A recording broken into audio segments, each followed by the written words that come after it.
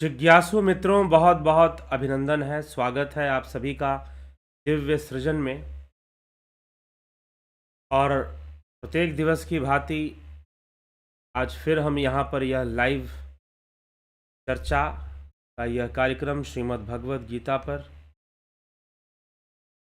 विषय है ज्ञानी ईश्वर स्वरूप है। यह उद्घोषणा है श्रीमद् भगवद गीता की। तो पीछे जो हमने सुना वह इस विषय में यह सुना कि 4 प्रकार के लोग ईश्वर को याद करते हैं: आर्त, अर्थार्थी, जिज्ञासु और ज्ञानी।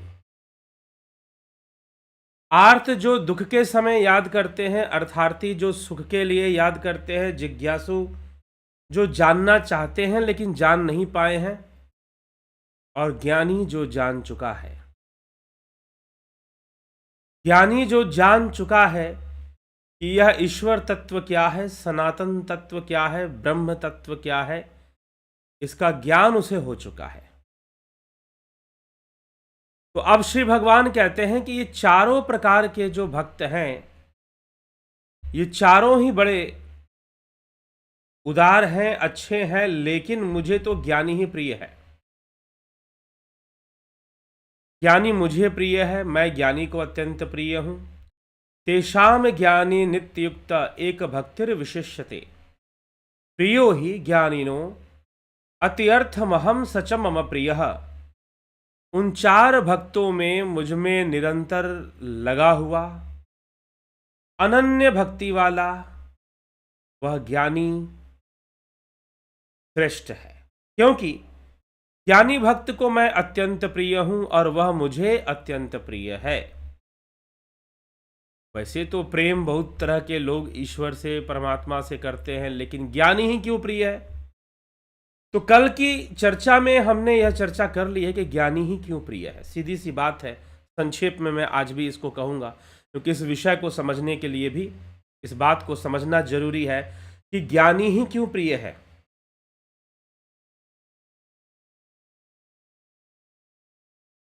ज्ञानी ही क्यों प्रिय है?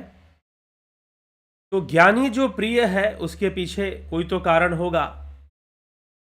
सीधी सी अगर एक बात हम साधारण, चलिए इस बात को संसार में अगर हम लाएं, क्योंकि जब तक व्यक्ति ज्ञानी ना बन जाए तब तक तो उसे कैसे समझ में आए कि ईश्वर क्यों प्रेम करता है। लेकिन अगर जान ले हम, देखिए जो दर्शन, जो फिलॉसफिक डिस्कशंस हैं, जो दार्शनिक चर्चाएं हैं विश्व भर में, ईश्वर को लेकर, सत्य को लेकर, अल्टीमेट रियलिटी को लेकर बहुत तरह की चर्चाएं हैं, जिनमें बुद्धिवादी चर्चाएं हैं, रैशनलिज्म है, अनुभववादी है, एम्पेरिसिज्म है, आदर्शवादी है, आइडियलिज्म है, अस्तित्ववादी है, एग्जिस्टेंशियलिज्म है, लेकिन तत्ववादी चर्चाएं कम है। तत्व की चर्चा कम है। बुद्धिवादी थोड़े बहुत तत्व की चर्चा कर लेते हैं, नहीं तो नहीं करते हैं। तो यहां पर जो ईश्वर, एक बात ध्यान रखिएगा कि ज्ञान मार्ग में या तत्व ज्ञान के मार्ग में ईश्वर तत्व है। ईश्वर कोई आदर्श पुरुष नहीं है, तत्व है। और जो उसे तत्व से जानता है, गुणों से परे होकर जानता है। जैसे कि कल मैंने एक उदाहरण लिया था कि यदि आपके घर में आपके दादाजी या पिताजी, बुजुर्ग कोई व्यक्ति हैं, आप उनको गुणों से ऊपर उठकर जानिए। गुणों से ऊपर उठकर मतलब कि उनके गुण दोष मत देखिए, उनके दुर्गुणों को मत देखिए, उनके सद्गुणों को भी मत देखिए। ठीक है, जैसे हैं वैसे हैं। प्रत्येक व्यक्ति, संसार में कोई भी ऐसा नहीं है जिसके अंदर गुण दोष ना हो। विधि प्रपंच गुण अवगुण साना, गोस्वामी तुलसीदास जी का लोग बहुत तरह से नाम लेते हैं। कुछ लोग उनकी निंदा करने के लिए नाम लेते हैं, कुछ लोग जो है कुछ और महिमा में उनके नाम लेते हैं। लेकिन गोस्वामी तुलसीदास जी ने जो तत्व चर्चा, जो बहुत ही लॉजिकल बातें, बहुत ही मार्मिक बातें जो बताई हैं, मैं देखता हूं लोग उस पर बैठ के चर्चा नहीं करते हैं। उस पर बैठ के लोग चर्चा नहीं करते हैं। तो गोस्वामी तुलसीदास जी कहते हैं कि विधि प्रपंच गुण अवगुण साना, यह संपूर्ण जो संसार है पंच तत्वों से रचित, यह संसार ही प्रपंच है। तो यह जो संसार प्रपंच है यह गुण अवगुण से सना हुआ है। कोई संत भी होगा तो उसके अंदर भी थोड़ा दोष हो सकता है, कोई पापी से पापी होगा उसके अंदर भी थोड़ा सद्गुण हो सकता है, और होगा ही, हो सकने वाली बात नहीं है। यह संसार ऐसे ही बना है, यह संसार ऐसे ही बना है, विश्व की रचना ऐसे ही हुई है। जड़ चेतन गुण दोषमय विश्व किन्न करतार, कि जड़ चेतन गुण दोषमय इस तरह से है। तो अब यहां पर गुण है, दोष है, लेकिन इन गुण दोष से परे हटकर जब आप जानते हो, आप उनके दोष को भी जानते हो, गुण को भी जानते हो, और फिर उनसे व्यवहार करते हो, तो बड़ा प्रेम हो जाएगा फिर, क्योंकि आप उन्हें जानते हो, वो आपको जानते हैं, और आप उनसे तभी प्रेम का रिश्ता चलता है जब लोग गुण दोष के साथ लेकर चलते हैं। नहीं तो दोषारोपण करने के चक्कर में तो रिश्ते बिगड़ते ही रहते हैं, टूटते ही रहते हैं। तो हमें यह समझना चाहिए, जब आप ईश्वर को, परमात्मा को जानते हो कि वास्तव में वो क्या चीज है, तत्व रूप में क्या है, जब आप जानते हो उसे कि वो गुण दोष से परे है, उनको बहुत गुणवान कहना भी उचित नहीं है, क्योंकि हम एक आइडियोलॉजिकल थ्योरी वहां पर ले आते हैं, आइडियलिज्म हम वहां पर ले आते हैं, और जैसे ही हम आइडियलिज्म को थोपते हैं ना, एक बहुत बड़ी दुर्घटना घटती है। मैं कभी आदर्शवाद का समर्थक नहीं हूं, मैं आपको बता देता हूं। कुछ लोग मुझसे कहते हैं कि आप बड़ा अच्छा समझाते हैं, लेकिन ध्यान रखिएगा, मैं आदर्शवाद नहीं समझाता, मैं मोरालिटी भी नहीं समझाता। कुछ लोग कहते हैं कि आप मोरल वैल्यूज को नहीं, मैं morality, I do not make you to understand morality, ठीक है। मोरल वैल्यूज सोशल चीजें हैं जो कि आइडियलिज्म पर बेस्ड होकर आ जाती हैं, ठीक है, अच्छी बात है, लेकिन हम यहां पर अपने जीवन के हर पहलू को समझें। सिर्फ मोरल थोपने से नहीं हो जाएगा, जीवन के हर पहलू को समझना है। जीवन में बहुत सारी चीजें हैं, एक संतुलन बनाकर चलना है। तो जबरदस्ती की बातें थोप लेने से दिक्कत आ जाती है। अब इसीलिए मैं बोलता हूं कई बार कि द्रौपदी का चीरहरण हो रहा था, लेकिन सब जो है अपनी अपनी मोरल वैल्यूज पर कायम थे। पांडव भी अपने मोरल वैल्यूज पर कायम थे, नैतिकता पर कायम थे कि भाई बड़े भैया हैं, भीष्म पितामह है, बड़े बड़े लोग हैं, उनकी अवज्ञा करके द्रौपदी को बचाने कैसे जाऊं। तो they all are following morality. तो यहां पर मैं कोई मोरालिटी या आइडियलिज्म, इसलिए सनातन धर्म को समझने के लिए यह एक संतुलन का विज्ञान समझाती है हमारे शास्त्र, और थोड़ी संतुलित बुद्धि होनी चाहिए। जो लोग बहुत ज्यादा बायस्ड हैं उनके लिए मुश्किल हो जाता है किसी चीज को बारीकी से पकड़ना या समझना। आदर्शवाद में समस्या क्या है, आइडियलिज्म में प्रॉब्लम क्या है, बहुत बड़ा एक्सीडेंट होता है आइडियलिज्म के कारण।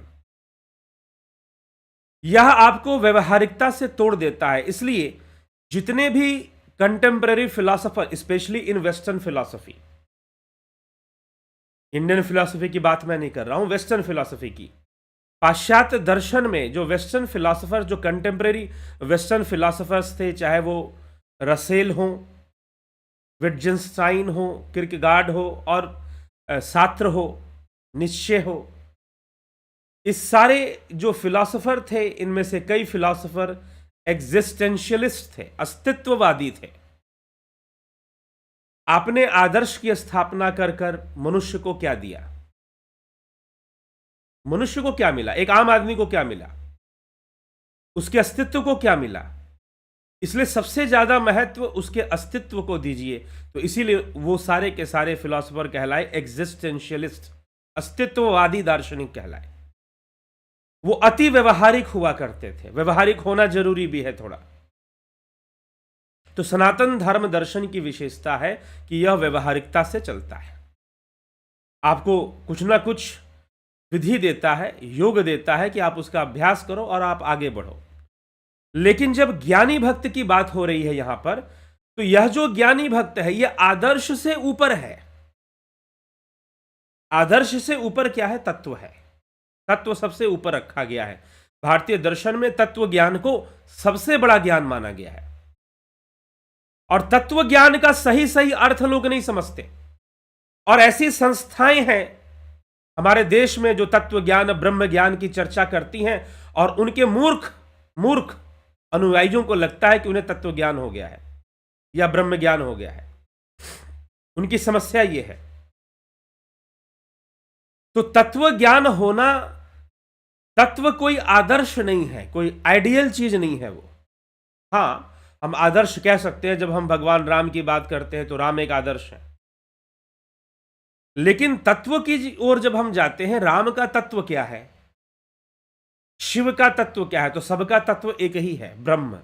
चाहे वो राम का तत्व हो, चाहे वो शिव का तत्व हो, चाहे वो कृष्ण का तत्व हो, वो ब्रह्म ही है। तो वह जो तत्व रूप में जब है, तो वो फिर वो एबव आइडियलिज्म हो जाता है, वो आदर्श के ऊपर चला जाता है फिर। और जो आदर्शों से हटकर, क्योंकि जहां भी आइडियलिज्म आएगा, आदर्श आएगा, वहां पर क्या होगा? व्यवहारिकता खत्म होगी, वहां पर तत्व की चर्चा फिर नहीं होगी, गुणों की चर्चा होगी। लेकिन बियॉन्ड, गुणों से परे जाकर जो ईश्वर को जानता है, गुणों से परे जाकर जो ईश्वर को जानता है, वह ज्ञानी है। वो परमात्मा को जानता है, वह ज्ञानी है। और ऐसा जानने के कारण वह ईश्वर को प्रिय है, ईश्वर उसे प्रिय है।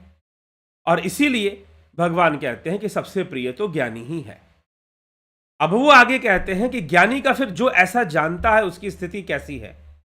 उदारा सर्व एवैति ज्ञानी त्वात्म एव मे मतम आस्थित सही युक्तात्मा मामेवानुत्तमाम गतिम।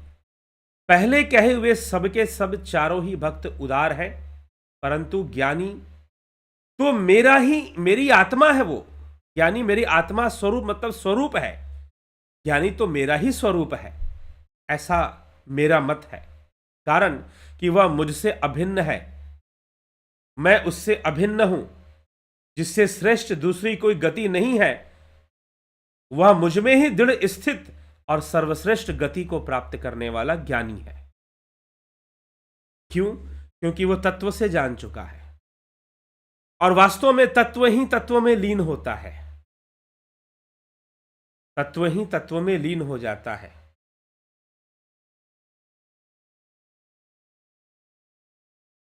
तो यह हमें समझने की आवश्यकता है कि तत्व ही तत्व में लीन हो जाया करता है। तो जो ज्ञानी है, जो मुझे तत्व से जान चुका है, जो मात्र गुणों से परे जाकर, त्रिगुणी माया से ऊपर उठकर जो मुझे तत्व से जान चुका है, वह तत्व ज्ञानी महापुरुष वो मेरे समान है। वो इस धरती पर मेरा ही स्वरूप है, ऐसा समझना चाहिए। वह तत्व ज्ञानी महापुरुष मेरा ही स्वरूप है, ऐसा समझना चाहिए। और ऐसे लोग, ऐसे महात्मा भी दुर्लभ होते हैं, और वो किसी भी रूप में हो सकते हैं। अगर हम विवेक चूड़ामणि पढ़ें आदि गुरु शंकराचार्य की, तो वो कहते हैं किसी भी रूप में हो सकते हैं।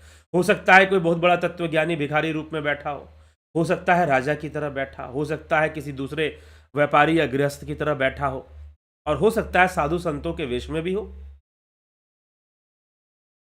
तो वह जो तत्वज्ञानी है, इसको विवेक चूड़ामणि में आदि गुरु शंकराचार्य ने बहुत अच्छे से इसको स्पष्ट किया है। वो जो जान चुका है वह मेरा ही स्वरूप है, वो मेरे ही समान हो चुका है, और वह तत्व में ही लीन हो जाता है। इसलिए मैं उसे प्रिय हूं और वो मुझे प्रिय है, क्योंकि वो मुझे जानता है। क्यों नहीं प्रिय होगा? कोई व्यक्ति, साधारण रूप से जानिए कि कोई व्यक्ति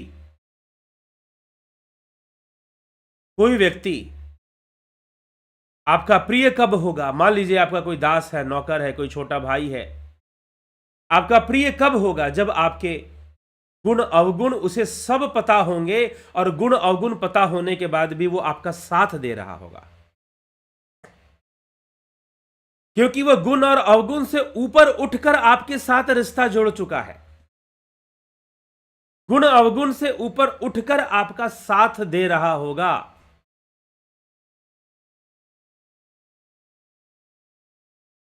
संसार में थोड़ा सा ये बात दूसरी लग सकती है सांसारिक रूप से, लेकिन आध्यात्मिक रूप में जब हम इस बात को लागू करते हैं कि गुण अवगुण से ऊपर उठकर जब हम ईश्वर को जान लेते हैं, हम उसे तत्व रूप में जान लेते हैं, ध्यान योग से जान लेते हैं, तो फिर क्या होता है कि हम उसी के स्वरूप हो जाते हैं, हम उसी की तरह हो जाते हैं। तो इसीलिए अब भक्ति करने का अब दो तरीका यहां पर हो सकता है, दो तरीका हो सकता है भक्ति करने का। छोड़ दीजिए भगवान की बात को, फिर हम छोड़ते हैं, संसार में आते हैं। चलिए मान लीजिए कि आपके कार्यालय का, आपके ऑफिस का बॉस, आप जिस कंपनी में काम करते हैं उसका बॉस या कोई मंत्री जी हो सकते हैं। अगर आप सरकारी नौकरी कर रहे हो तो आपके डिपार्टमेंट के बॉस आपके मिनिस्टर हो सकते हैं या सेक्रेटरी हो सकते हैं उस डिपार्टमेंट के, गवर्नमेंट डिपार्टमेंट के। अब आपको प्रमोशन चाहिए या उनसे कुछ चाहिए तो आप क्या करोगे? उनको प्रसन्न करने की कोशिश करोगे, जैसा वो चाहते हैं वैसा बनने की कोशिश करोगे। कई लोग पूछते हैं कि हमें ईश्वर का प्रेम कैसे प्राप्त हो, हमें ईश्वर का प्रेम कैसे प्राप्त हो। तो श्री भगवान कह तो रहे हैं कि ज्ञानी भक्त मुझे सबसे प्रिय है, तो तुम ज्ञान के मार्ग पे चलो ना। दुर्भाग्यपूर्ण जानते हैं लोगों के साथ क्या है। अब मेरे इस वीडियो बनाने से या यहां पर कुछ व्याख्यान देने से बहुत कम लोग हैं जो देखते हैं। आप शेयर करें तो शायद कुछ लोग देखें, तो बहुत कम लोग हैं जो देखते हैं। अब उनमें जो हैं लोग, अब कितने ये बात समझ पाते हैं, क्योंकि इतना ज्यादा भ्रम फैला हुआ है कि ज्ञान मार्ग अलग है, भक्ति मार्ग अलग है, कर्म मार्ग अलग है, योग मार्ग अलग है, सब तो अलग अलग है। एक महानुभाव तो कुछ दिनों पहले यह भी प्रश्न कर रहे थे कि भगवान कृष्ण ने इतना कंफ्यूज क्यों कर रखा है, एक ही रास्ता बताते तो ज्ञान मार्ग भी बता रहे हैं, तो भक्ति मार्ग भी बता रहे हैं, तो योग मार्ग भी बता रहे हैं, तो कभी कर्म मार्ग भी बता रहे हैं, तो कभी संन्यास मार्ग भी बता रहे हैं। क्यों कंफ्यूज कर रहे हैं लोगों को? अब आरोप भगवान के ऊपर। अब आपको कंफ्यूज किया तरह तरह के गुरुजी लोगों ने, बाबा जी लोगों ने आपको कंफ्यूज किया, लेकिन कंफ्यूज तो आप किसी और ही तरह से हो रहे हैं, अज्ञानतावश कंफ्यूज हो रहे हैं। भगवान कोई 10 मार्ग नहीं बता रहे, एक ही मार्ग बता रहे हैं। आपको नहीं समझ में आ रहा है, समस्या ये है क्योंकि आप कभी भी समझने का प्रयास ना कर कर बस आपको थाली में परोसा हुआ भोजन चाहिए। आपको अपने जीवन का कोई संघर्ष नहीं करना। अगर धर्म समझना है, तत्व समझना है, तत्व ज्ञान प्राप्त करना है, तो एक संघर्ष से तो गुजरना पड़ेगा, तभी तो चीजें आएंगी सामने। जीवन में एक चुनौती को लेना पड़ेगा, तभी स्पष्टता आएगी। तो हमें यह समझना पड़ेगा। तो इसीलिए एक ही मार्ग बताया जा रहा है, आप उसे अलग अलग समझ रहे हो। भगवान कह रहे हैं कि ज्ञानी बन जाओ, ज्ञानी मुझे सबसे प्रिय है। मैं ज्ञानी से प्रेम करता हूं, ज्ञानी मुझसे प्रेम करता है। लेकिन यह ज्ञानी कौन? किताबों को रटने वाला ज्ञानी, कथाओं को रटने वाला ज्ञानी, श्लोकों को रटने वाला ज्ञानी। भला यह ज्ञानी है कौन? भला यह ज्ञानी है कौन?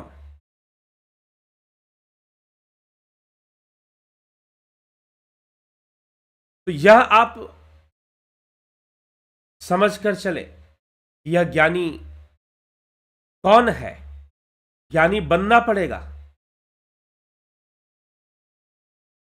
आप चाहें कि अपनी मर्जी से भगवान को प्रसन्न करें, नहीं, आपको उसके रास्ते पर चलना पड़ेगा, तब जाकर आप उसे प्रसन्न कर पाएंगे। वैसे ही जैसे कि आप अपने बॉस को, मंत्री जी को अगर प्रसन्न करना चाहते हैं तो आपको उनके हिसाब से चलेंगे तो वो प्रसन्न हो जाएंगे अपने आप। लेकिन हम सारी चीजें अपने हिसाब से चलते हैं। जब भी हम धर्म की बात करते हैं, ईश्वर की बात करते हैं, तो हम अपने हिसाब से चीजों को करना चाहते हैं। अपने मतलब से हम करना चाहते हैं, बदलना चाहते हैं चीज़ों को, तो फिर कहाँ से भगवान प्रसन्न होंगे, कहाँ से उसका प्रेम प्राप्त होगा? तो उसका प्रेम भी तभी प्राप्त होगा जब ज्ञान के मार्ग पर व्यक्ति चले। ज्ञान के मार्ग पर व्यक्ति चले तभी उसका प्रेम प्राप्त हो पाएगा। ठीक? तो यह हमें समझ लेने की आवश्यकता है। नहीं तो फिर जीवन तो चल ही रहा है, लोग कौन, किसी से पूछो तो कोई ऐसा व्यक्ति नहीं मिलेगा कि जो ये कहे कि मुझे ईश्वर से प्रेम नहीं है। सबको ईश्वर से प्रेम है, लेकिन फिर भी जीवन में परिवर्तन नहीं है। समस्या यहां पर है। इसीलिए ज्ञान को प्राप्त करें, आध्यात्मिक ज्ञान को प्राप्त करें। ध्यान योग से आध्यात्मिक ज्ञान प्राप्त होता है, और उस ज्ञान से जिस ईश्वर से हम जुड़ते हैं वह हमारे घट के भीतर ही वो प्रकट होता है। हम उसका अनुभव करते हैं। हम भावनाओं से परे, गुणों से परे जाने की विधि जान लेते हैं, युक्ति जान लेते हैं कि कैसे भावातीत अवस्था में जाना है। भावातीत ध्यान कैसे होगा? ध्यान योग यही विषय है कि आप भावातीत ध्यान कर सकें, भावनाओं से परे ध्यान की अवस्था में आप जा सके, विचारों से परे आप जा सके, तर्क वितर्क विकल्प संकल्प से परे जा सके। यही ध्यान योग का अभ्यास है। तो जानने की आवश्यकता है, और जब हम जान जाते हैं, इस तरह से समझ जाते हैं, जान जाते हैं, उस तत्व ज्ञान की प्राप्ति जब एक योगी को हो जाती है, वह ज्ञानी हो जाता है, तो वह स्वयं ईश्वर का स्वरूप हो जाता है। वह स्वयं ईश्वर का ही स्वरूप हो जाता है, ऐसा हमें समझना चाहिए। और यही भगवान यहां पर यही रहस्य प्रकट कर रहे हैं कि वो स्वयं ईश्वर का स्वरूप है। ज्ञानी कौन है? जो स्वयं ईश्वर का स्वरूप है। तो सारे उदार भक्त हैं, परंतु ज्ञानी प्रेम प्रिय है मुझे, और वही मेरा स्वरूप है, ऐसा मेरा मत है। कारण कि वह मुझसे अभिन्न नहीं है, मैं उससे भिन्न नहीं हूं, और अंततः वह मुझ में ही स्थित होता है। वह दृढ़ अपनी आत्मा में ही स्थित होकर वह मुझ में स्थित होता है। आत्मा में स्थित हो जाना मतलब परमात्मा में ही स्थित हो गया, मुझ में ही दृढ़ स्थित हो जाता है, क्योंकि पहले ही भगवान आत्मस्थिति को बहुत उच्च अवस्था बता चुके हैं। तो यहां पर मुझ में स्थित होना क्यों कह रहे हैं? क्योंकि छठे अध्याय में यह भी बता चुके हैं मैं ही आत्मा हूं। आगे भी वो बताएंगे कि मैं ही आत्मा हूं। अहम आत्मा गुड़ा के सर्वभूताश स्थित।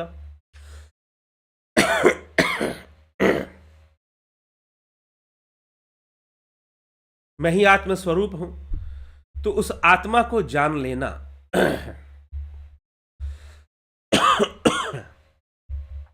से ज्ञानी आत्मस्थित होता है और ईश्वर में ही स्थित हो जाता है। फिर साथ ही साथ वो यह भी जान लेता है, क्या जान लेता है? बहुनाम जन्मनाम अन्ते ज्ञानवान माम प्रपद्धते वासुदेव सर्वमीति स महात्मा सुदुर्लभ।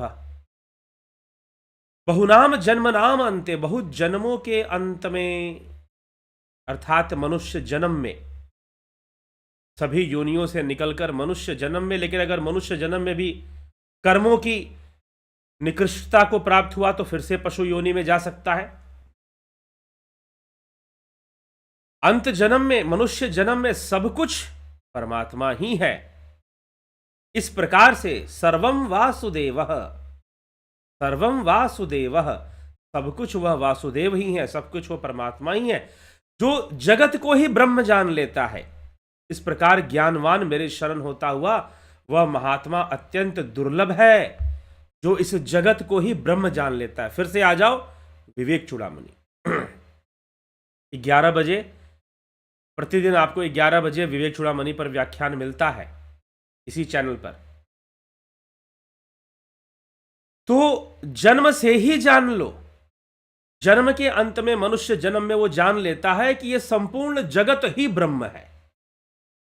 विवेक चूड़ामणि में भी यह बात बहुत विस्तार से बताई गई है कि यह जगत ही ब्रह्म है, ब्रह्म के अलावा कुछ नहीं है। माया का अस्तित्व तो इंद्रियों में है, इंद्रियातीत अवस्था में चले गए, भावातीत अवस्था में चले गए, पारमार्थिक सत्ता में चले गए, तो वहां सिर्फ ब्रह्म है। वहां ना माया है, ना माया के तीन गुण हैं, वहां सिर्फ ब्रह्म है। इसलिए आदि गुरु शंकराचार्य तीन प्रकार की सत्ताओं का वर्णन करते हैं: व्यवहारिक सत्ता, प्रतिभासित सत्ता और पारमार्थिक सत्ता।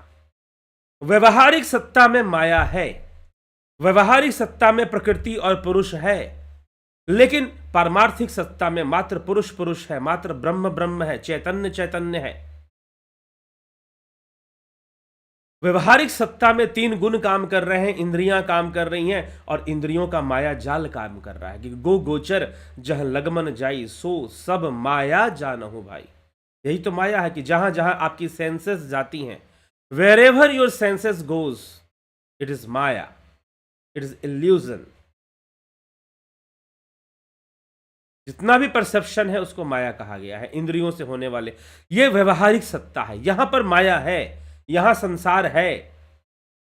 लेकिन पारमार्थिक सत्ता में, समाधि की अवस्था में, जहां योगी पारमार्थिक सत्ता में परमार्थ को प्राप्त हो जाता है और समाधि में लीन होता है, वहां सिर्फ ब्रह्म है, वहां संपूर्ण जगत ही ब्रह्म है। और जो ऐसा जान लेता है वो साक्षात इस धरती पर ईश्वर के समान है। वह दुर्लभ है, ऐसा व्यक्ति भी मिलना दुर्लभ है, ऐसा महात्मा भी मिलना दुर्लभ है। बहुत जन्मों के अंत में, जन्म में बहुनाम जन्म नामंते ज्ञानवान माम प्रपद्यते वासुदेव सर्वमीति स महात्मा सुदुर्लभ। बहुत जन्मों के अंत जन्म में सब कुछ परमात्मा ही है, इस प्रकार से जो जान लेता है वह ज्ञानवान मेरे शरण होता हुआ माम प्रपद्यते, मेरा ही ध्यान करते हुए, वह महात्मा अत्यंत ही दुर्लभ होता है। ऐसे संत, ऐसे योगी बड़े ही दुर्लभ होते हैं। अब चाहे वो किस वेश में मिल जाए, कैसे, ये बताना तो मुश्किल है, लेकिन ऐसे लोग, ऐसे महात्मा, ऐसे तत्वज्ञानी दुर्लभ हुआ करते हैं, जो जान चुके हैं कि सब कुछ ब्रह्म ही है, सब कुछ ब्रह्म ही है और ब्रह्म से ही सब कुछ निर्मित हो, ब्रह्म में ही प्रभव, ब्रह्म में ही प्रलय, और ब्रह्म से कुछ अलग भी नहीं है। ओम पूर्णमदा पूर्णमिदं पूर्णात् पूर्णमुदच्यते पूर्णस्य पूर्णमादाय पूर्णमेवावशिष्यते। वो सर्वदा पूर्ण है, पूर्ण में से कुछ निकाल दो तो भी पूर्ण रहेगा, पूर्ण में कुछ डाल दो तो भी पूर्ण रहेगा। उसकी पूर्णता भला कहाँ खंडित होने वाली है। जो कुछ है सब उसी से निर्मित है, उसी से बना है। इंद्रिय जगत में दिखाई दे रहा है, प्रतिभासित हो रहा है। ये समझने की आवश्यकता है। लेकिन जिनका ज्ञान इंद्रियों के द्वारा हर लिया गया है, तीन गुणों के द्वारा हर लिया गया है, उनके साथ समस्या है कि वह उस तत्व को, तत्व रूप परमात्मा को नहीं जान पाते। वो नहीं जान पाते कि संपूर्ण जगत ही परमात्मा है। संसार में जो कुछ है वह वासुदेव ही है, वह ईश्वर ही है। संसार में जो कुछ है वह ईश्वर ही है, वासुदेव ही है। ऐसा ज्ञान हो जाना, और यह ज्ञान बिना पारमार्थिक अवस्था को प्राप्त किए नहीं हो सकता, ध्यान योग से उच्चतर अवस्था को प्राप्त किए हुए नहीं हो सकता है। ऐसा मानने का विषय नहीं है। जो ऐसा जान गया, जिसको ऐसा ज्ञान हो गया है कि सब कुछ ही ब्रह्म है, सब कुछ ही ब्रह्म परमात्मा है, वह ज्ञानवान, ऐसा महापुरुष दुर्लभ है। तो तत्व ज्ञानियों की महिमा और ऐसे ज्ञान की महिमा भगवान श्री कृष्ण यहां पर कर रहे हैं। तो ये हमें समझने का विषय है, ये हमें समझना चाहिए। तो चलिए, यही है कि ज्ञानी ईश्वर का ही स्वरूप है। क्यों ईश्वर का स्वरूप है? क्योंकि वो तत्व से जान चुका है, वो अपने तत्व को भी जान चुका है, ईश्वरीय तत्व को भी जान चुका है, और उसने समता स्थापित कर ली है उस तत्व के साथ, उस ब्रह्म के साथ। इसलिए वह जो है स्वयं ब्रह्म समान है, स्वयं ईश्वर स्वरूप है। ऐसी मान्यता है। ऐसा भगवान श्री कृष्ण यहाँ पर हमें समझा रहे हैं, और ऐसा है भी। ऐसा नहीं कि सिर्फ यहाँ श्रीमद् भगवद गीता, वेदांत के जो दूसरे ग्रंथ हैं, विवेक चूड़ामणि हो गया, चाहे अष्टावक्र महागीता हो गया, ब्रह्मसूत्र हो गया, उनमें भी ऐसी बातें मिल जाती हैं जो श्रीमद् भगवद गीता में यहाँ पर कहा जा रहा है, उनमें भी ऐसी बातें मिल जाती हैं। तो मुख्य रूप से जब हम योग या वेदांत, अद्वैत शास्त्र की बात करते हैं, तो अद्वैत वेदांत में इसकी मान्यता है कि आप ईश्वर में लीन होकर ईश्वर सम ही हो जाते हैं। भगवान भी यहां कह रहे हैं कि उसमें मुझ में कोई अंतर नहीं, मेरा ही स्वरूप हो जाता है, तत्व तत्व में जाकर मिल जाता है। तो चलिए ठीक है, आगे बढ़ते हैं। आपके कमेंट्स भी थोड़े देखेंगे। समझना है अद्वैत क्या कहता है, वे योग क्या कहता है, मीमांसा, सांख्य जो शास्त्र हैं ये क्या कह रहे हैं हमें। अगर हमें जानना है, समझना है, तो हमें निश्चय ही फिलॉसफी का जो कोर्स चल रहा है 2 मार्च से शुरू हो रहा है, Darshan course, clear your vision about life, love God, world and dharma, Manish Dev, online course on philosophy with Indian and western approach, medium Hindi English, start date 2 March 2023, only in ₹900। तो जरूर आप इसको ज्वाइन करिए, इससे लाभान्वित होइए। ठीक है, आगे बढ़ते हैं आपके कमेंट्स की ओर।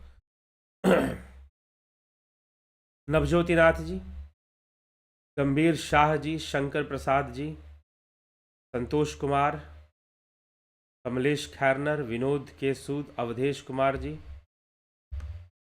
विष्णु चंद्र मौर्य, अवनी प्रधान, विक्रम सिंह, गोविंद प्रसाद नीमा, शिखर शर्मा, नूतन भट्ट, सविता नायक, रतन सिंह जी, श्वेता राय सिन्हा जी, उषा श्रीवास्तव जी, बहुत बहुत अभिनंदन है आप सभी का।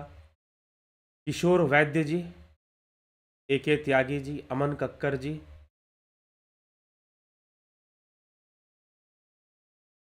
सतीश कुमार जी, राम गोपाल जांगीड़, अफंता प्रोडक्शन, कन्हाई कुमार, रूपलाल विश्वकर्मा, सविता नायक, गुरु जी आपको ऐसा पता चला आप काशी विश्वनाथ जी के पास शिव कथा करने वाले हो, उधर रहने खाने पीने की व्यवस्था का चार्ज क्या होगा, बाहर के जिज्ञासु भी आ सकते हैं क्या? जी हाँ, वो कार्यक्रम अभी होना है, उसकी तैयारी चल रही है, बाहर के जिज्ञासु भी आ सकते हैं। अब बाहर के जिज्ञासु 7 दिवसीय यह कार्यक्रम है, मान के चलिए, या 8 दिवसीय है, तो अभी वो कितने दिन के लिए आएंगे? 1 दिन के लिए आएंगे, 2 दिन के लिए आएंगे, कि 8 दिन के लिए आएंगे? 7 या 8 दिन मान के चलिए, तो 7 दिन तो है ही, पक्का है 7 दिन। तो 7 दिन के लिए आएंगे या फिर 4 दिन के लिए आएंगे, 3 दिन के लिए आएंगे, उसकी एक अलग व्यवस्था है। वह जो व्यवस्थाएं हैं, किसी को उसमें आना है तो जो व्यक्ति बताएगा कि हमको आना है, अभी जो ये अवसर है कुछ लोगों को ही दिया गया है आने का, अभी सामान्य के लिए नहीं है। जो लोग ध्यान योग कर चुके हैं, ध्यान योग जो लोग कर चुके हैं, अभी उन्हीं के लिए कहा गया है, बाकी लोगों के लिए भी बताया जाएगा। हाँ, लेकिन होगा, ऐसी बात नहीं है। अगर आप बाहर के हैं और आपको नहीं पता है कि हम कहाँ रुकें, कैसे रुकें, किस तरह से हमको रुके, नहीं जानकारी है आपको, वैसे तो आजकल लोग रुकने की व्यवस्था कर लेते हैं, ऑनलाइन भी बहुत सारी व्यवस्थाएं मिलती हैं, लेकिन अगर आपको नहीं पता है तो आप बता सकते हैं कि आप कितने दिन के लिए आएंगे, उतने दिन के लिए आपकी व्यवस्था करवा दी जाएगी। आप 2 दिन के लिए आएंगे, 3 दिन के लिए आएंगे, या पूरी कथा के लिए आएंगे, तो आप जितने दिन के लिए आए और आप घूमेंगे फिरेंगे, काशी में घाटों को घूमेंगे, मंदिरों को घूमेंगे, सारनाथ घूमेंगे, जहां पर तथागत ने सबसे पहले ज्ञान दिया। तो आप ये जो धार्मिक या पर्यटन स्थल है, आप घूमेंगे फिरेंगे भी, तो किस तरह की आपकी प्लानिंग है, किस तरह की योजना है, उस पर आप हमें बताएं, आप मैसेज करें, बताएं, तो आपको उसका बारे में जानकारी दी जाएगी। कम से कम आपको, हाँ, आप आना चाहते हैं, आप अपना टिकट करा सकते हैं, लेकिन जितने दिन के लिए आएंगे फिर आपको बता दिया जाएगा कि आपकी व्यवस्था किस प्रकार की होगी, कैसी होगी। पहले से बताएंगे, पहले से खबर करेंगे तो जरूर व्यवस्था आपकी करवा दी जाए। ठीक है, रुकने रहने की, हाँ, वो सशुल्क होगी, निःशुल्क नहीं होगी। ठीक है, इतना जरूर ध्यान रखें, वह क्योंकि वो कहीं ना कहीं वो गेस्ट हाउस या रूम वगैरह इस तरह की व्यवस्थाएं होंगी, तो गेस्ट हाउस की व्यवस्थाएं होंगी तो इसीलिए सशुल्क होंगी। हाँ, लेकिन ये हो सकता है कि शुल्क सामान्य से कम होगा।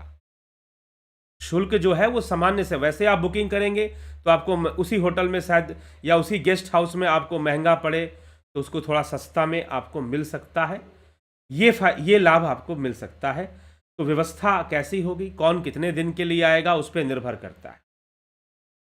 ठीक है, कौन कितने दिन के लिए आएगा उस पर डिपेंड करता है इस प्रोग्राम में। तो शिव कथा ज्ञान यज्ञ, साथ में हेल्थ कैंप है, स्वास्थ्य शिविर लगेगा, हेल्थ शिविर भी लगेगा। तो इसकी आगे जानकारी दी जाएगी, इस चैनल के माध्यम से भी दी जाएगी आप लोगों को। लेकिन अभी बस थोड़ा बहुत आपको एक संकेत दिया जा रहा है। जो लोग इस कार्यक्रम में आना चाहते हैं, रुकना चाहते हैं, अभी फिलहाल इस कार्यक्रम में आने के लिए, इस कार्यक्रम में आने और रुकने की जो व्यवस्था के लिए जो बात है, वह सिर्फ हमने ध्यान योग जिन्होंने कर लिया है या फिर अभी कर रहे हैं, जो ध्यान योग कोर्स कर चुके हैं, अभी उन्हीं के लिए प्रावधान है। अभी यह जो प्रावधान है कि उस कार्यक्रम में हम आ सकते हैं, रुक सकते हैं, हमारी व्यवस्था कर दी जाएगी कि नहीं कर दी जाएगी, तो ओनली फॉर जिन्होंने ध्यान योग कर लिया है अभी 10 दिन तक। आपको 12 मार्च के बाद हम बताएंगे कि दूसरे लोग भी आ सकते हैं कि नहीं आ सकते हैं।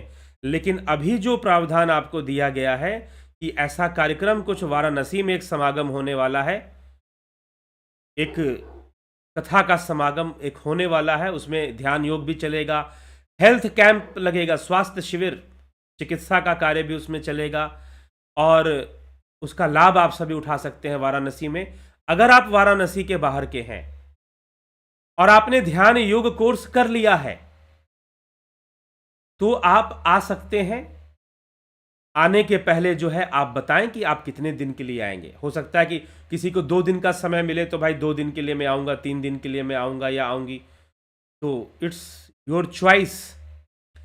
तो ये आप पर निर्भर करता है। तो अगर आप आते हैं और बताते हैं तो अभी जो हमारा यह जो आप जो पूछ रही हैं कि भाई उसके रहने खाने पीने की व्यवस्था के बारे में, जो भी है, फूडिंग एंड लॉजिंग, जो भी व्यवस्था है वो आपको ओनली फॉर जिन्होंने ध्यान योग का कोर्स कर लिया है उन्हीं के लिए है फिलहाल। भविष्य में अभी तो टाइम है प्रोग्राम में, तो आगे चलकर हम दूसरा प्रावधान भी आपके सामने रख सकते हैं। तो अभी नहीं है, ठीक है। सबके लिए अभी नहीं है। जिन्होंने ध्यान योग कोर्स किया है अभी उन्हीं के लिए हम ये प्रावधान रख रहे हैं। नरसाराम जी, श्वेता कन्हाई कुमार जी, राम विलास जी, अर्जन भाई चौहान, राम प्रकाश, काशीनाथ, घनश्याम सरोदे, बिमला शाह, बलवंत सिंह गोहिल, दीपक गोयल, श्वेता कुमारी, पलकधारी, राजभर, बंधु DAF, अमर सिंह, लखेंद्र राम, प्रेम सागर यादव, राजेंद्र चौहान, शारदा यादव, सबका अभिनंदन है। स्पिरिचुअल विद साइंटिफिक प्रूफ, प्रणाम गुरुजी। ओशो ने भगवत गीता पर क्या कहा? गीता का दुरुपयोग किया क्या?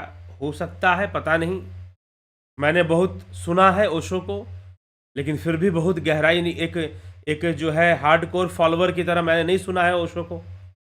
सुना है, कुछ बातें बहुत अच्छी लगती हैं, कुछ बातें लगती हैं कि भाई कुछ घुमाया भी जा रहा है, लेकिन फिर भी चलिए, अब कुछ बातें बहुत अच्छी हैं। तो इसीलिए मेरा कोई मनमुटाव भी नहीं है आचार्य रजनीश के साथ, ठीक।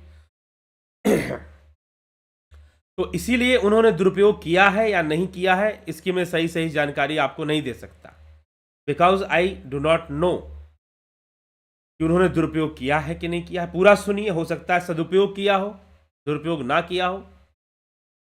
सुभाष लांडे, उदय शंकर, राम विलास जी, मुंबई में ध्यान योग का ऑफलाइन कोर्स कब स्टार्ट करेंगे? होगा, मुंबई में भी होगा, जरूर होगा, लेकिन अभी ये अप्रैल में वाराणसी में होगा ध्यान योग का कोर्स ऑफलाइन। अप्रैल के महीने में ध्यान योग का कोर्स ऑफलाइन वाराणसी में होगा, ठीक। और वो ऑफलाइन कोर्स जो है वो 3 से 4 दिन के लिए चलेगा।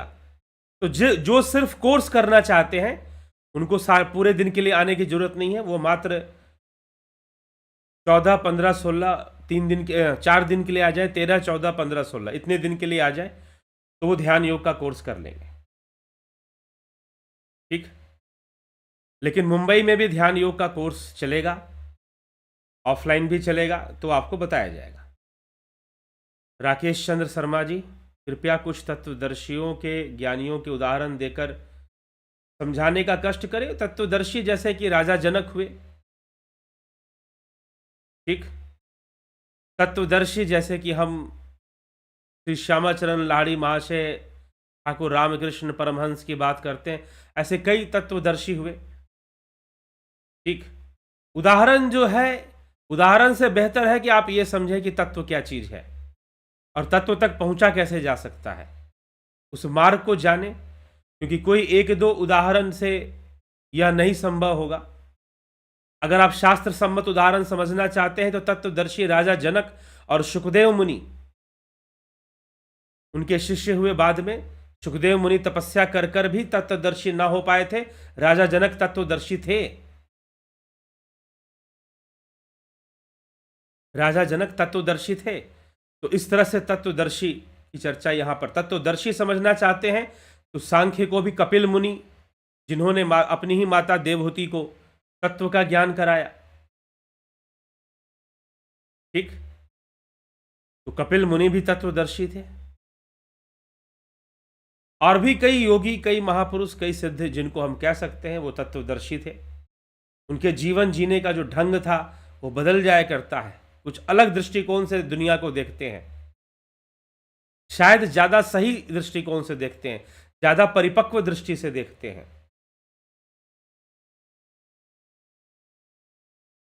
क्या पापियों को भी ब्रह्म को जानने का अधिकारी है? क्यों नहीं है, जाने। क्योंकि ब्रह्म को जानेंगे तो पाप अपने आप चला जाएगा, पाप तो अपने आप ही छूट जाएगा फिर। यह तो पाप और पुण्य से ऊपर की बात होगी ना। आप शुरू से श्रीमद् भगवद गीता सुन लीजिए, इस विषय पर पहले ही चर्चा हो चुकी है।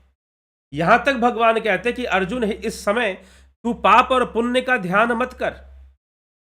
क्योंकि अर्जुन को लग रहा है कि मैं युद्ध करूंगा, गुरुजनों पे शस्त्र चलाऊंगा तो मुझे पाप लगेगा। लेकिन यह उसका अपना निजी स्वार्थ ही तो है कि वह पुण्य आत्मा बनना चाहता है। उसे समाज की जिम्मेदारी नहीं ले रहा, वो धर्म की जिम्मेदारी नहीं ले रहा, सिर्फ अपनी चिंता कर रहा है कि मुझे पाप लगेगा। तभी तो भगवान कहते हैं कि मैं तेरे सारे पापों को हरूंगा, तो युद्ध कर। तो अर्जुन पाप ही तो समझ रहा है युद्ध को करना। तो पाप और पुण्य से बहुत आगे की चर्चा है ये, पाप और पुण्य से बहुत आगे की बात है ये। ठीक है।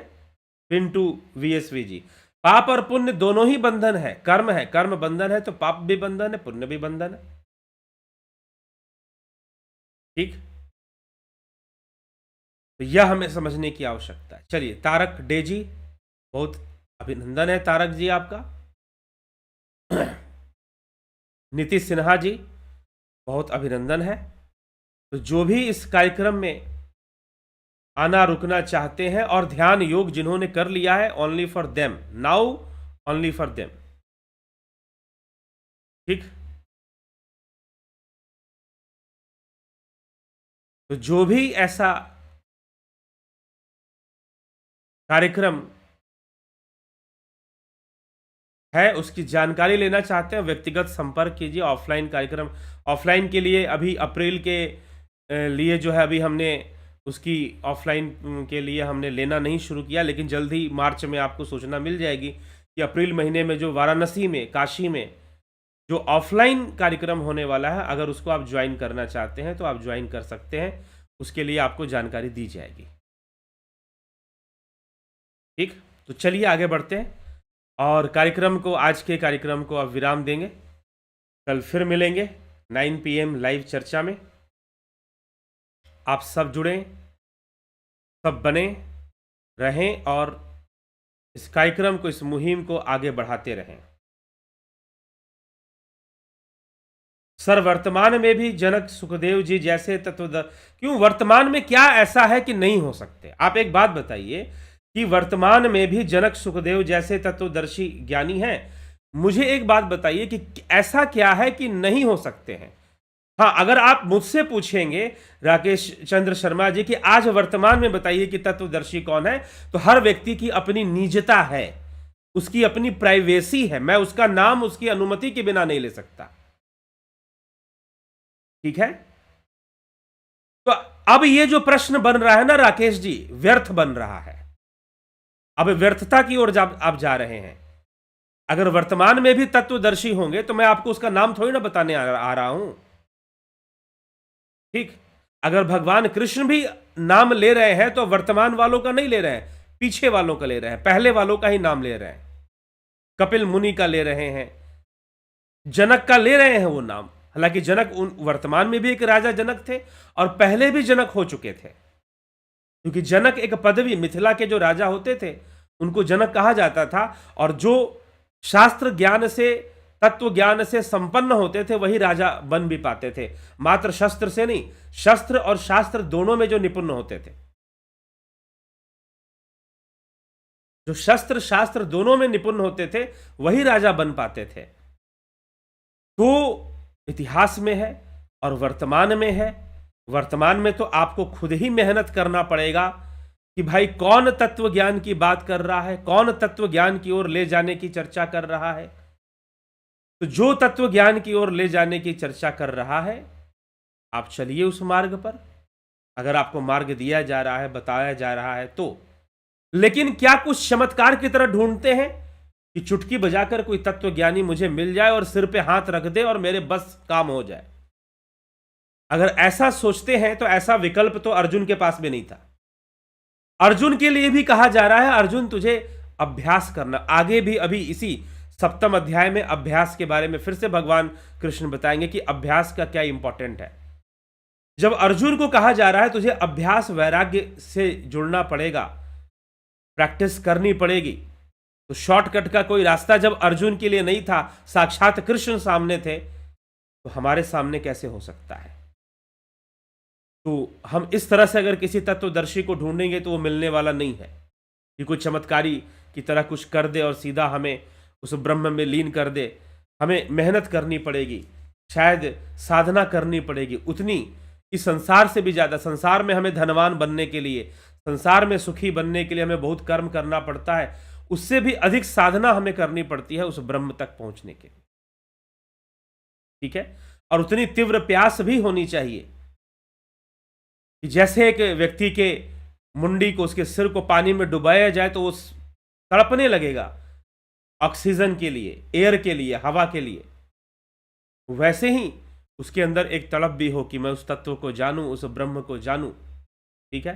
तो निश्चय ही जब हमारी वैसी तीव्र इच्छा होगी तो निश्चय ही हम ज्ञान के मार्ग पर, ध्यान योग के मार्ग पर सफलता प्राप्त करते हैं और तत्व को समझ लेते हैं। तत्व ज्ञान होना कैसे है, जानते हैं कैसे है? जैसे कि आपने भोजन कर लिया, खाना खा लिया, पेट भर गया, कोई बाहर से बताने आता है क्या? नहीं। कई बार मुझसे लोग पूछते हैं कि हमें तत्व ज्ञान मिल जाएगा तो हमें कैसे पता चलेगा? कोई सर्टिफिकेट इश्यू होगा क्या? कोई डिग्री मिलेगी क्या तत्व ज्ञान की कि हमें तत्व ज्ञान हो चुका है? नहीं। या बिल्कुल अरे आपने खाना खा लिया, आपका पेट भर गया, कोई सर्टिफिकेट भी देता है आपको कि भाई इनका पेट भर गया, मैं इनको सर्टिफिकेट दे रहा हूं, इनका पेट भर गया, मैं इनको सर्टिफिकेट दे रहा हूं? नहीं जी, कोई सर्टिफिकेट इसका नहीं मिलता है।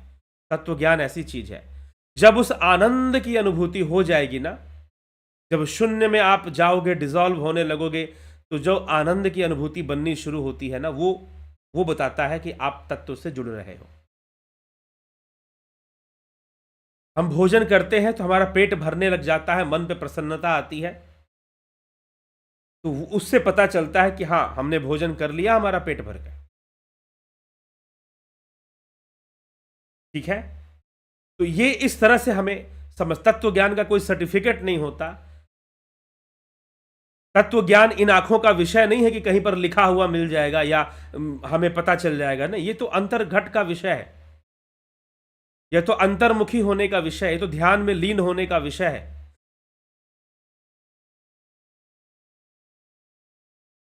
ठीक? तो ये हमें समझना है और यह समझकर हमें चलना है। तो तत्व ज्ञान जहाँ से भी जो भी चर्चा कर रहा है कि हाँ भाई तत्व ज्ञान को समझो, जानो, ग्रहण करो, इस विधि से चलो, ग्रहण कीजिए, जानिए, समझिए, बस यही है। और वर्तमान में हम किसका किसका नाम लेंगे कि कौन तत्वज्ञानी है कौन नहीं है, तो ये एक अलग विषय हो जाएगा। तो चलिए इस तरह से हम जो है आगे बढ़ते हैं। कल फिर मिलते हैं लाइव चर्चा में 9 PM। बहुत बहुत आभार आप सभी का।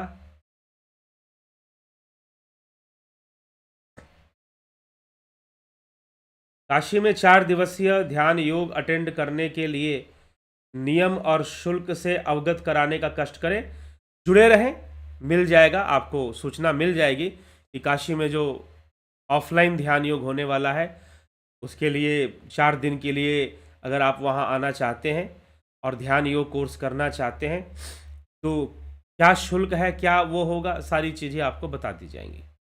ठीक है, तो चलिए इसी के साथ हम अभी विराम देते हैं। और कल जो है, कल फिर आप, हाँ ये है कि ये जो भी है आप व्यक्तिगत रूप से संपर्क करें।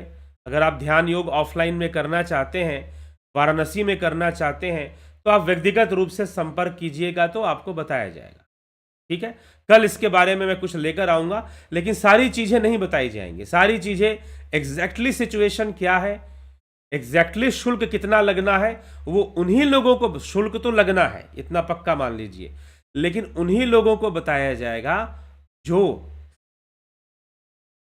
संपर्क करेंगे।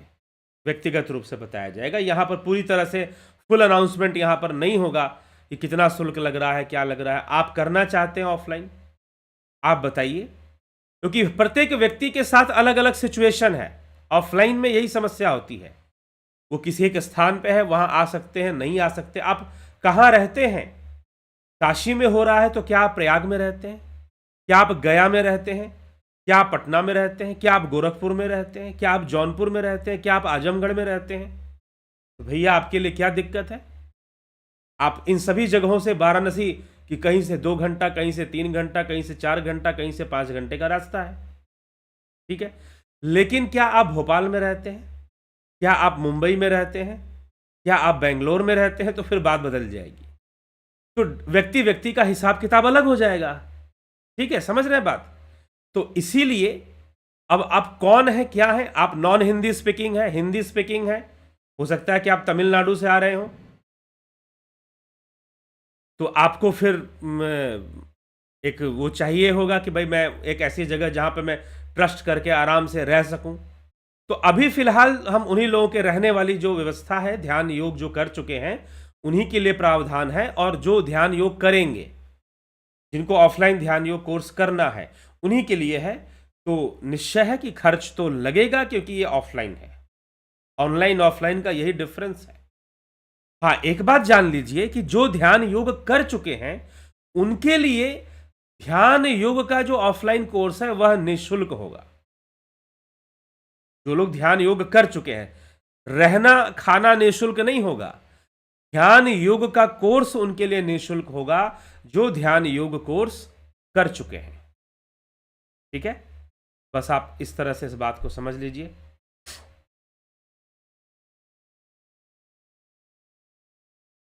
ठीक, चलिए आगे बढ़ते हैं। श्री ऋषि दयानंद सरस्वती पूजन का खंडन किया था, इस पर हम कई बार चर्चा कर चुके हैं, चंदन राव जी बता चुके हैं। तो अभी समय भी हो चुका है, इस विषय पर चर्चा करेंगे तो और आधा घंटा आगे निकल जाएगा। तो इसीलिए अभी हम आगे बढ़ते हैं और इस कार्यक्रम को विराम देते हैं। कल फिर मिलेंगे 9 PM लाइव चर्चा में। तो कल हो सके तो आप ये प्रश्न प्रारंभ में करें तो शायद इसका उत्तर दे कुछ। तो चलिए ठीक है, बहुत बहुत आभार आप सभी का। ओम तत्सत।